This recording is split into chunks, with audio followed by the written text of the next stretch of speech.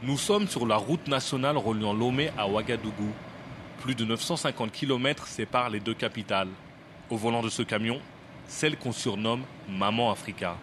Massata Cissé, 57 ans, a passé près de la moitié de sa vie sur la route.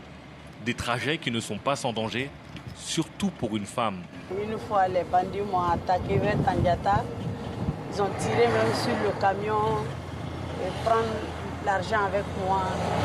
Donc ça, vraiment, le jour où j'ai eu peur, c'est mon petit-fils Hakim qui m'a sauvé le jour. Employée d'une entreprise de transport, Massata effectue ce trajet 2 à 3 fois par mois. Dans un secteur réservé aux hommes, elle a su se faire sa place. C'est un exemple qui veut inciter son patron à recruter davantage de femmes à l'avenir. De l'expérience que nous avons peut-être au niveau des chauffeurs hommes, on sait peut-être que s'il y a plus de chauffeurs femmes aussi, peut-être que ça, on ne dirait pas peut-être le quota genre, mais on se dira peut-être que ça amènera peut-être une certaine discipline, étant donné que les femmes sont réputées vraiment être les plus disciplinées.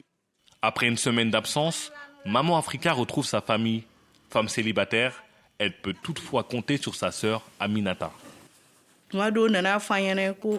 Une fois, des gens sont venus nous dire que notre sœur était morte sur la route.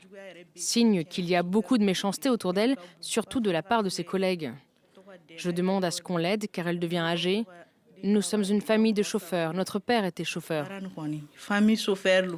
Une tradition que Massata souhaite perpétuer. Celui qui est volontaire, ils n'ont qu'à m'aider, que je gagne un camion ou bien 2 camions.